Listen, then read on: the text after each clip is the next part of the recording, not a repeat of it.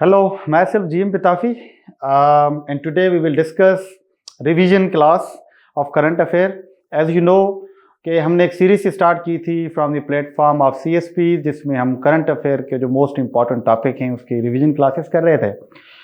First class में हमने discuss किया था चेंजिंग वर्ल्ड ऑर्डर को and we tried to make the sense of contemporary global politics, जिसमें हमने चेंजिंग वर्ल्ड ऑर्डर देखा, USA China perceived cold war rivalry को हमने देखा और फिर उसके यूएसए चाइना रिलेशंस को देखा, then its implications on the globe, on the region and particularly Pakistan की तरफ देखा।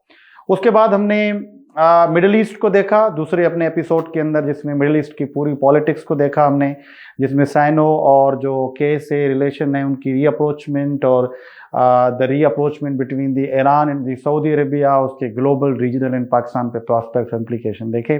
प्रीवियस क्लास के अंदर हमने अफगानिस्तान को बड़ा थॉरली डिस्कस किया था, जिसके अंदर हमने अफगानिस्तान की जितनी भी डायनामिक्स हैं उनको इंक्लूडिंग रिफ्यूजी क्राइसिस को देखा। आज हमारा टॉपिक भी बहुत इंपॉर्टेंट है रिवीजन क्लासेस के अंदर, और जिस टॉपिक को आज हम डिस्कस करेंगे that topic is major power politics in Indian Ocean. हम इसको देखने की कोशिश करेंगे या समझने की कोशिश करेंगे। Major powers politics are interest in Indian ocean region. This topic is very important and very relevant, क्योंकि उसी चेंजिंग वर्ल्ड ऑर्डर की सिचुएशन के अंदर आप देखेंगे लेंस को सामने लगा के तो आपको पता चलेगा कि ये सिचुएशन अब अच्छी खासी बड़ी इंपॉर्टेंट है आपको समझने के लिए। हमने क्या पढ़ना है इसके अंदर? हम इसके अंदर सबसे पहले सिग्निफिकेंस देखेंगे इंडियन ओशन रीजन की, या इसकी ज्योग्राफी और सिग्निफिकेंस को देखेंगे, और फिर हम कंटेक्सचुलाइज करेंगे यहाँ पे जो पावर पॉलिटिक्स हो रही है पूरी, कि इसका कॉन्टेक्स्ट क्या है, और इसके बाद हम डिफरेंट मेजर पावर्स के इंटरेस्ट को देखेंगे इस रीजन के अंदर। मेजर पावर्स इंटरेस्ट, या आप इसको कह सकते हो कि एक्टर्स कौन से हैं इस पूरे रीजन के अंदर, उसको देखेंगे, जिसमें हमें यूएसए नजर आएगा, जिसमें हमें चाइना नजर आएगा, और जिसमें हमें इंडिया नजर आएगा, और जिसमें हमें पाकिस्तान नजर आएगा। और इसके बाद हम जो है इम्प्लीकेशंस देखेंगे इस पूरी सिचुएशन की, कि इसकी इम्प्लीकेशंस पाकिस्तान के ऊपर क्या हो सकती हैं, हम इसको समझने की कोशिश करेंगे। So let's start from the geography and the significance of Indian ocean region, IOR। Indian ocean region दुनिया का तीसरे नंबर पे सबसे बड़ा ओशन है, और तीसरे नंबर की जब बात करते हैं तो इट मीन्स के तकरीबन 70.53 मिलियन किलोमीटर्स तक ये फैला हुआ है, जो इसको तीसरे नंबर पे दुनिया का जो है वो ओशन बनाता है। इसी के साथ साथ ही इसमें तकरीबन 36 लिटरल स्टेट्स हैं।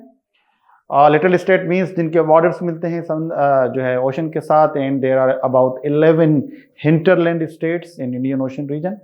इसी के साथ साथ अगर आगे देखें तो आपको इकोनॉमिकली जो है तकरीबन दुनिया का 2/3 जो शिपमेंट्स हैं या जो जहाज वगैरह जाते हैं, वो आपको शिप्स जो हैं वो आपको इंडियन ओशन से जाते हुए नजर आएंगे, जिसको स्ट्रेटेजिकली बड़ा इंपॉर्टेंट बनाता है।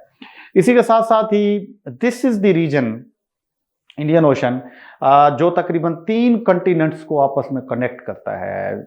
The first one is Oceania, यानी कि ऑस्ट्रेलिया कंटिनेंट को, the second one is Asia continent, and the third one is Africa continent. इनको जो है आपस में कनेक्ट करता है।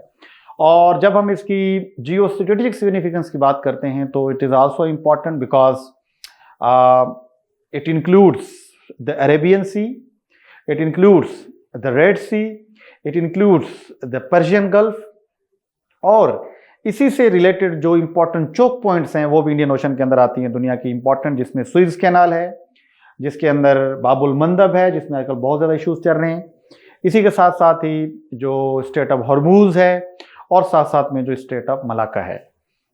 ये इंपॉर्टेंट चोक पॉइंट्स आपको इंडियन ओशन के अंदर नजर आती हैं। मोर ओवर जो इंडियन ओशन रीजन है that is a warm water body. जहाँ पे हमेशा जो है बिजनेस के लिहाज से, ट्रेड के लिहाज से चीज़ें चलती रहती हैं, ये ओशन कभी बंद नहीं होता। रेस्ट ऑफ द ओशंस के अंदर जहाँ पे विंटर्स के अंदर बड़ी मुश्किल होती है चीज़ों को या शिप्स को उनको जाने के लिए, तो ये एक वार्म वाटर बॉडी है जिसको बनाती है। इसके अलावा this state is also very important because this region is also important because this is a home of different civilisations as well, जिसके अंदर आपको नज़र आता है मुस्लिम सिविलाइजेशन का ताल्लुक, बुद्ध सिविलाइजेशन का ताल्लुक, हिंदू सिविलाइजेशन का ताल्लुक भी हमें इंडियन ओशन, तो इसकी कल्चरल इंपॉर्टेंस भी है, इसके जियोपॉलिटिकल इंपॉर्टेंट भी है, इसकी जियो इकोनॉमिक इंपॉर्टेंट भी है, इसकी जोग्राफिकल इंपॉर्टेंट भी है। तो इस वजह से this region becomes very important, और शायद यही रीज़न है इसकी इनसिग्निफिकेंस की वजह से कि जो मेजर पावर्स हैं वो इंडियन ओशन को कंट्रोल करने की कोशिश कर रहे हैं। तो ये सिग्निफिकेंस थी। अभी हम थोड़ा सा इसको कंटेक्सचुलाइज करते हैं कि why Indian Ocean. Contextualisation is not as much difficult.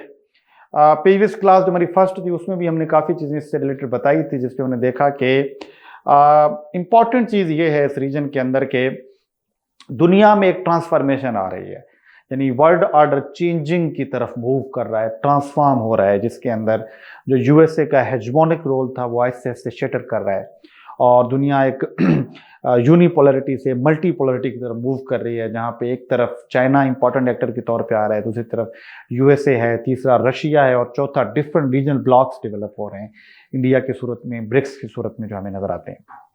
इस सिचुएशन के अंदर खासकर दो स्टेट्स बड़ी इंपॉर्टेंट बन जाती हैं, जिनमें एक राइवलरी का सीन है, जिसमें एक रिविजनिस्ट स्टेट जिसको हमने नाम दिया चाइना का, और दूसरा हमने स्टेटस को पावर का नाम दिया था यूएसए का। So both want more power, एक पावर को गेन करना चाहता है, दूसरा पावर को रिटेन करना चाहता है।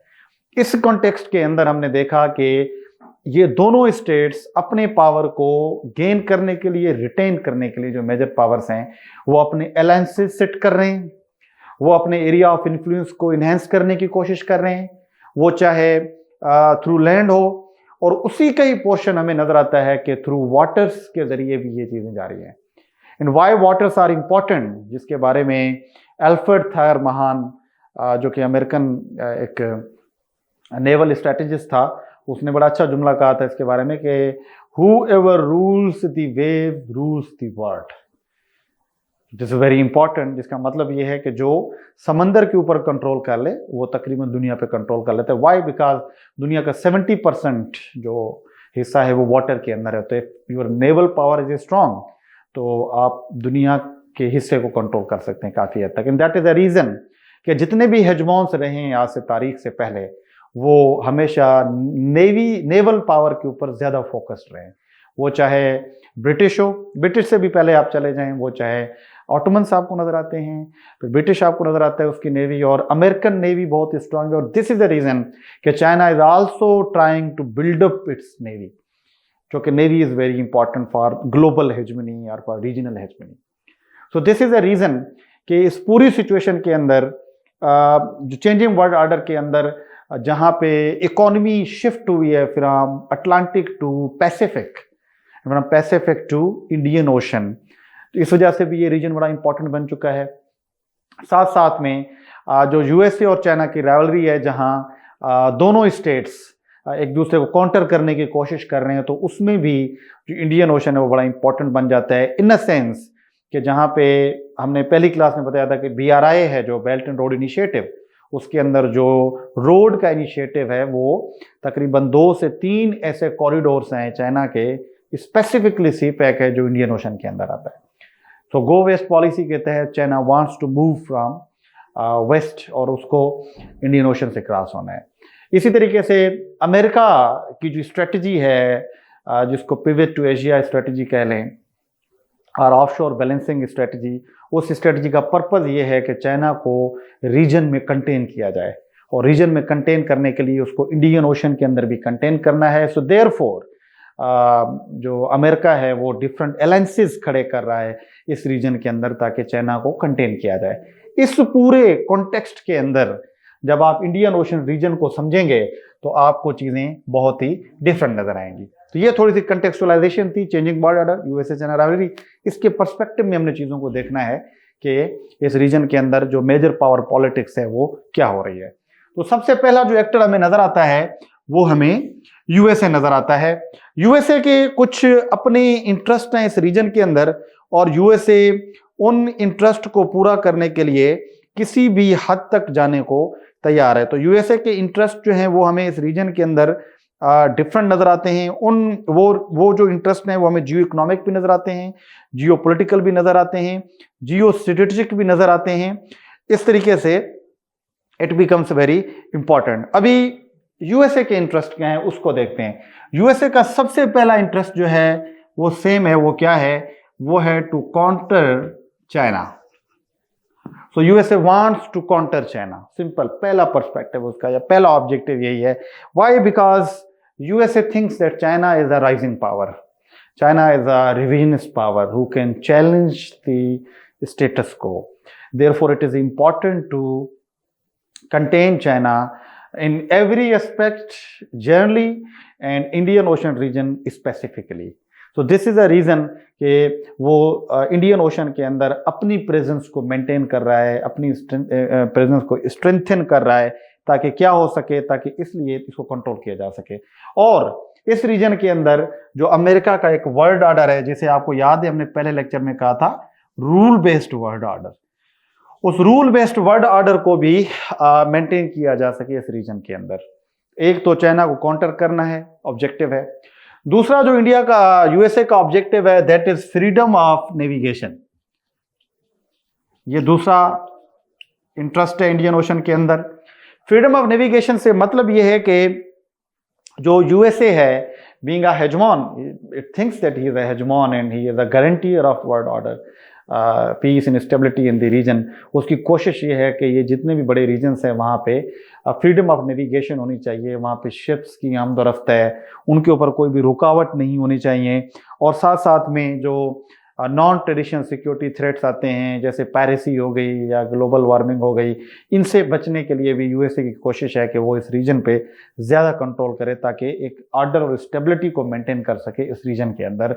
जो दूसरा ऑब्जेक्टिव इसका नजर आता है। तीसरा, यूएसए का इंटरेस्ट इस रीजन के अंदर सिक्योरिटी और जो काउंटर टेररिज्म है इसके बेस के ऊपर भी हमें नजर आता है।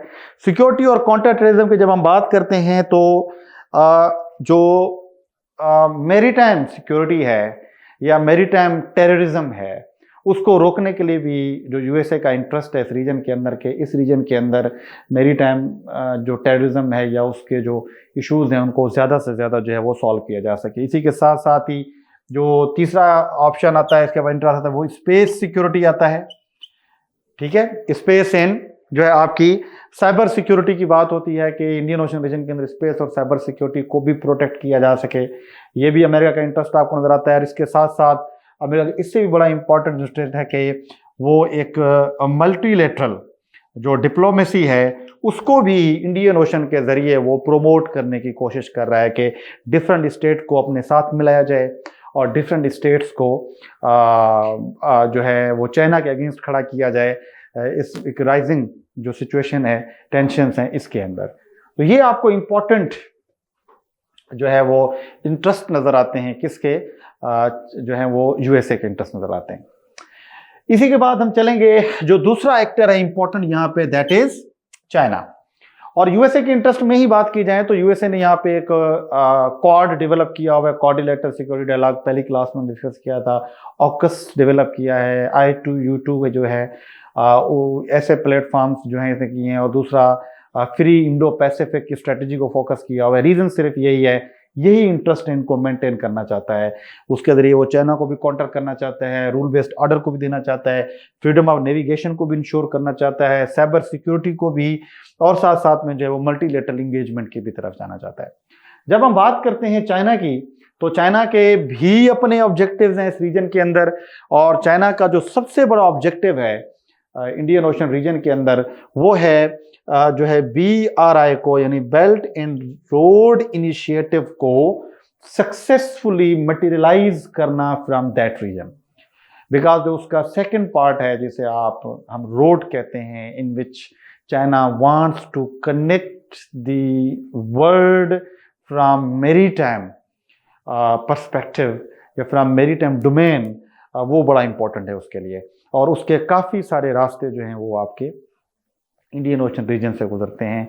उसका इम्पोर्टेंट कॉरिडोर जैसे कि ख़ास करके जो BRI का फ्लैगशिप प्रोजेक्ट है, और वो फ्लैगशिप प्रोजेक्ट जो है वो सी पैक है। तो सी पैक जो है वो इंडियन ओशन के अंदर है। इस वजह से चाइना का भी इंटरेस्ट है कि सी पैक को प्रॉपर तरीके से जो है मटेरियलाइज करवाना है, और साथ साथ में BRI को भी मटेरियलाइज करवाना है। साथ साथ में जो मलाक्का डायलेमा को फेस कर रहा है China, as we discuss in first class, तो उसको भी डील करना है। और इसी के साथ साथ ही जो USA है, जो USA के इंटरेस्ट हैं, जो USA को काउंटर करना है वो भी काउंटर करना है। तो ये कुछ पर्सपेक्टिव हमें नज़र आ रहे हैं, जो इंटरेस्ट नज़र आ रहे हैं किसके, चाइना के इंटरेस्ट नज़र आ रहे हैं। चाइना अभी डायरेक्टली इस इंडियन ओशन रीजन के अंदर इतना इन्वॉल्व नहीं है।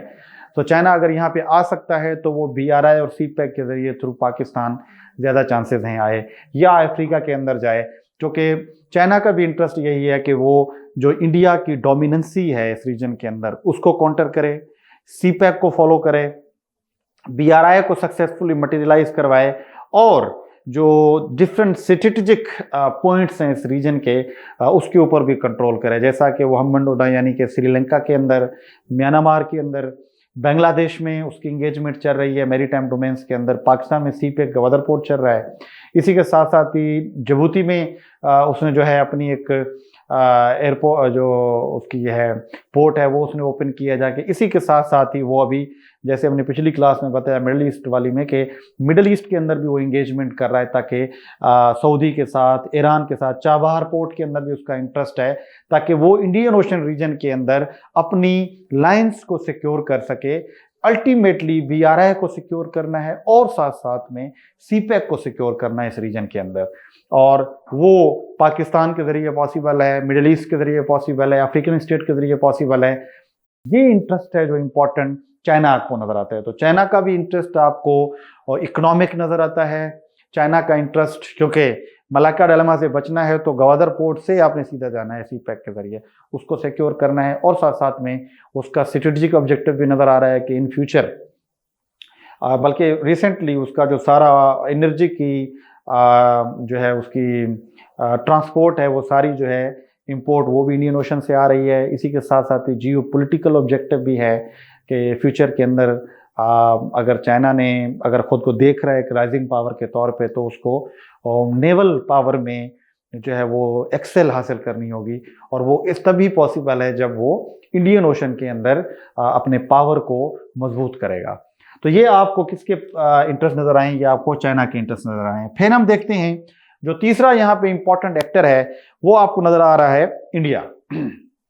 जो इंडिया के पर्सपेक्टिव्स हैं या जो इंडिया के इंटरेस्ट हैं इस रीजन के अंदर, वो भी बड़े इंटरेस्टिंग आपको नजर आएंगे। इंडिया के इंटरेस्ट की बात की जाए तो जो इंडिया का सबसे पहला इंटरेस्ट है वो भी सेम वही है जो कि अमेरिका का है, यानी टू काउंटर चाइना। चाइना को काउंटर करना इंपॉर्टेंट है for India, because India perceives China as a rising power, as a threat, international threat को देख के चलता है। तो रीजन में अगर चाइना ज़्यादा पावरफुल होगा तो इंडिया को बड़ा मुश्किल लगेगा, और इंडिया इस चीज़ को काउंटर करने के लिए भी अपने नेवल पावर को बढ़ाने की कोशिश कर रहा है। साथ साथ में इंडिया सिक्योरिटी और जो मेरीटाइम सेफ्टी है उसके ऊपर भी फोकस कर रहा है, ताकि इस रीजन के अंदर जो सिक्योरिटी है इंडिया की मेरीटाइम पर्सपेक्टिव के ऊपर वो भी ज़्यादा से ज़्यादा बेहतर हो। और वो कैसे हो सकती है, वो दो तरीकों से। नंबर वन, वो सी लाइन्स को, जो सी लाइन्स हैं उसको ठीक करा जाए, जो रास्ते हैं उनको सिक्योर करना है, और साथ साथ में जो है वो जो मेरीटाइम थ्रेट्स हैं वो चाहे पैरिसी की हो, नॉन ट्रेडिशनल थ्रेट हो, उसको भी काउंटर करना है इस रीजन के अंदर। और साथ साथ में इंडिया रीजनल स्टेबिलिटी की तरफ भी उसका पर्सपेक्टिव है कि इसको मेंटेन करे। रीजनल स्टेबिलिटी से जो इंडिया का मतलब है वो ये है कि डिफरेंट जो लिटरल स्टेट्स हैं इंडियन ओशन के अंदर उनके साथ ज़्यादा से ज़्यादा इंगेजमेंट की जाए, और वो इंगेजमेंट इसलिए की जाए ताकि अपने नेवल पावर को मज़ीद इन्हेंस किया जा सके। And India is doing the best in this regard. और ख़ास करके जो इंडिया का मूव है toward literal states, particularly African states के अंदर, अब देखें आप रिसेंटली, और जो कुछ आइलैंड्स हैं इंडियन ओशन रीजन के अंदर, वहाँ पे देखें तो इंडिया अपने सॉफ्ट पावर के ज़रिए और इंडिया अपने इकोनॉमिक इंसेंटिव्स के ज़रिए बहुत ज़्यादा इंगेज कर रहा है वहाँ पे, ताकि ज़्यादा से ज़्यादा डिप्लोमेटिक जो इंगेजमेंट है वो की जाए और ज़्यादा से ज़्यादा स्टेट्स को अपने साथ मिलाया जाए इस पूरे जो रीजन है उसके अंदर, against China and similarly against the Pakistan, but with the help of America.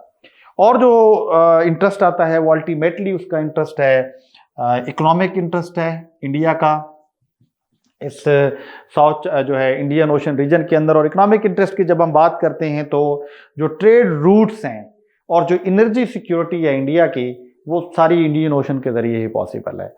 उसकी ज़्यादातर एनर्जी नीड्स पूरी हो रही हैं या तो मिडल ईस्ट से, वो भी इंडियन ओशन से हैं, और साथ में जापान से हैं, या फार ईस्ट एशिया से आती हैं तो वो भी यहीं से जाती हैं, अफ्रीका है वो भी यहीं से जाती हैं, और वो अपनी जो एक्सपोर्ट्स हैं अगर उनको बढ़ाना चाहता है तो वो भी जो है इंडियन ओशन रीजन के ज़रिए पॉसिबल है। तो दिस इज़ द रीज़न कि वो भी यहाँ पे जाता है। और साथ साथ में इंडिया का ऑब्जेक्टिव यहाँ पे ब्लू इकॉनमी और रिसोर्स एक्सप्लोरेशन भी है, यानी कि जो साइड के एरियाज हैं इंडियन ओशन रीजन के अंदर, वहाँ पे एक्सप्लोरेशन के ऊपर भी जो है वो बहुत ज़्यादा फोकस कर रहा है। और साथ साथ में regional security is also important interest of India in this region, कि रीजनल सिक्योरिटी को मेंटेन किया जाए, पर्टिकुलरली विद इंफ्रास्ट्रक्चर ज़्यादा से ज़्यादा जो है वो प्रोवाइड करके। साथ साथ में एक स्ट्रेटेजिक ऑटोनॉमी भी इंडिया ने मेंटेन करनी है इस पूरे रीजन के अंदर, जिसके लिए वो फोकस कर रहा है, जिसको वो नाम देता है नॉन अलाइनमेंट का,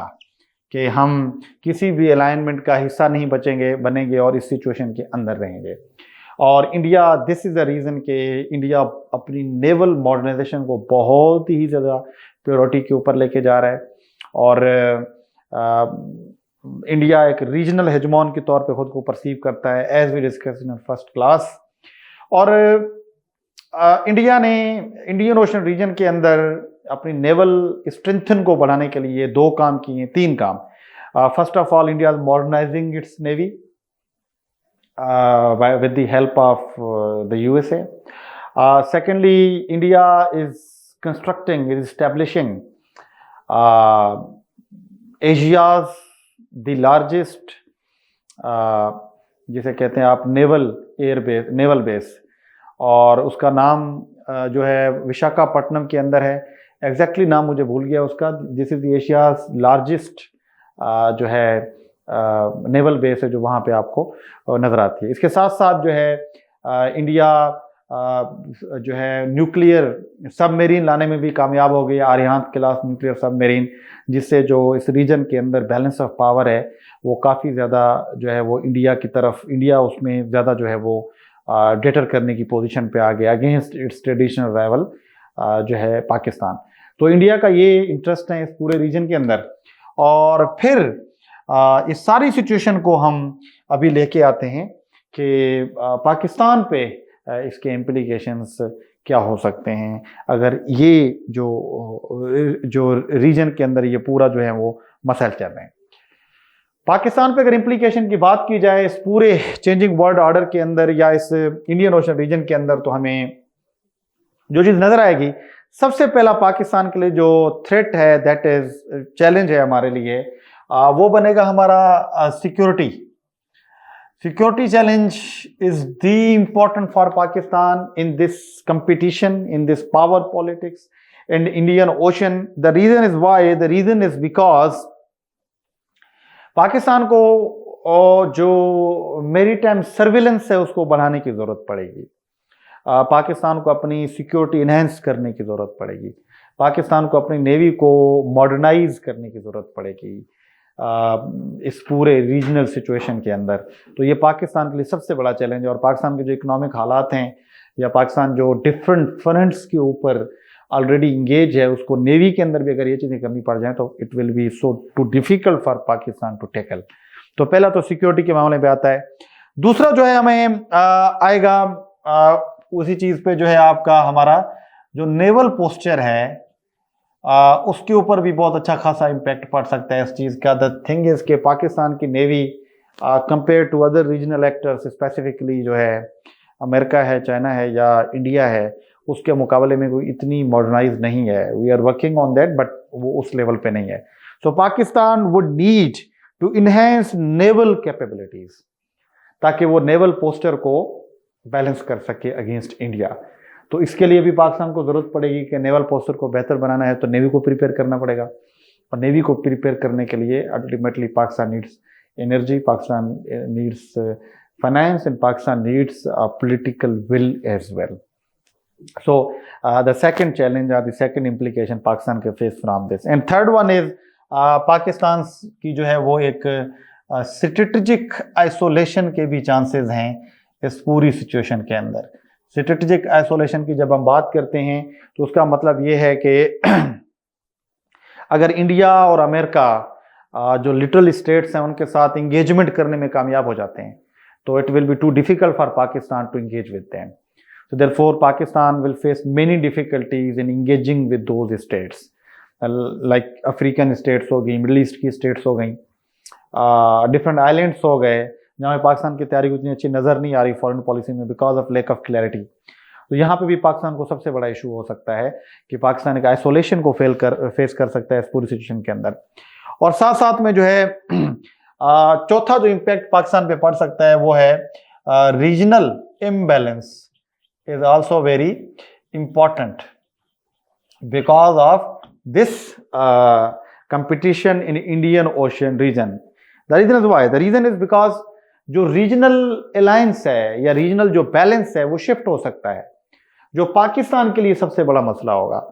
बिकॉज आज से 8-10 साल पहले तक जो इंडियन ओशन के अंदर रीजनल बैलेंस था वो बड़ा बरकरार था, पर्टिकुलर इंडिया एंड पाकिस्तान के दरमियान. बट जैसे यूएसए और इंडिया का जो स्ट्रेटेजिक रोमांस है वो होना शुरू हुआ है, वो जितना करीब आए हैं, उन्होंने जितने मुआहदे किए हैं और जिस तरीके से यूएसए इंडिया को सपोर्ट कर रहा है फुल तरीके से, सो पाकिस्तान के लिए बड़ा डिफ़िकल्ट बन जाएगा कि उसको कैटर कर सके, उसको जो है वो बैलेंस कर सके, उतना पावर लेके आ सके, उतनी एनर्जी लेके आ सकते, उतने रिसोर्सेज लेके आ सके.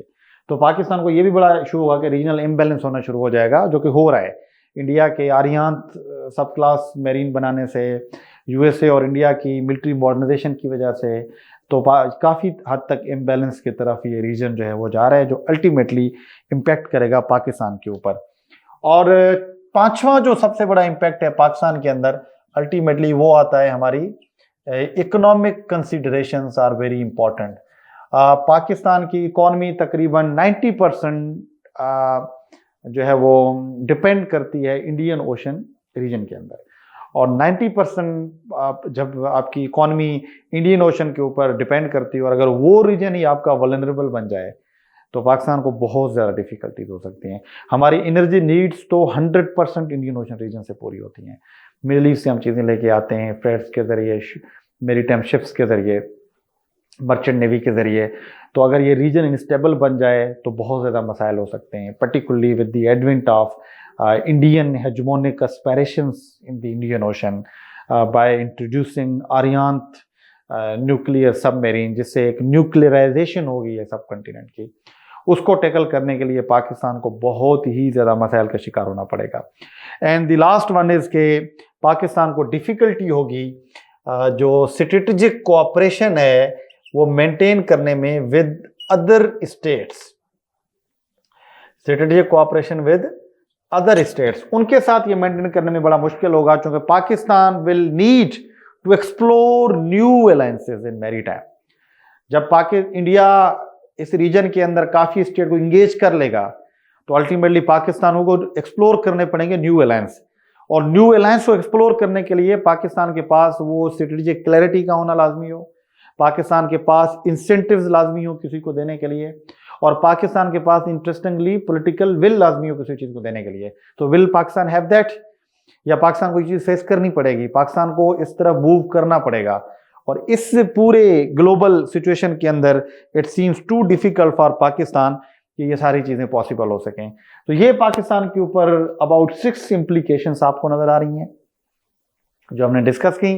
अभी तक हमने इंडियन ओशन रीजन को सिग्निफिकेंस को देखा, जियो पोलिटिकल, जियो स्ट्रेटेजिक, जियो इकोनॉमिक, कल्चरल, पॉलिटिकल, और फिर हमने इसकी कंटेक्चुअलाइजेशन देखी, और फिर मेजर पार्ट्स के एक्टर्स के जो है हमने इंटरेस्ट देखे, अमेरिका, चाइना, इंडिया, और फिर हमने इम्प्लीकेशंस देखे। अभी हम लास्टली जो है कुछ सजेशंस या रिकमेंडेशंस की बात कर सकते हैं कि what Pakistan can do to tackle this problem.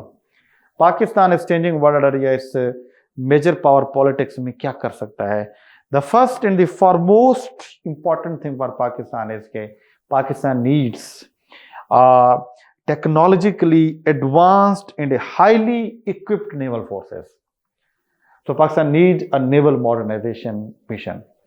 Pakistan is working on that और इसके ऊपर ज़्यादा काम करने की ज़रूरत है because until or unless Pakistan's navy is not strong तब तक कुछ नहीं हो सकता इस रीजन के अंदर।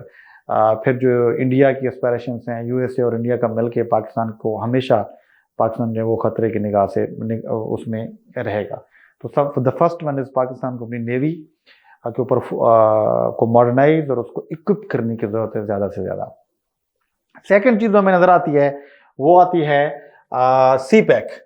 सी पैक और गवादर पोर्ट की timely completion is the most important for Pakistan. This is asset for Pakistan. Gwadar port अगर टाइमली कंप्लीट हो जाए, वो फंक्शनल हो जाए सी पैक के ज़रिए, तो गवादर पोर्ट में पोटेंशियल है कि वो डिफरेंट स्टेट्स को इंगेज कर सकता है।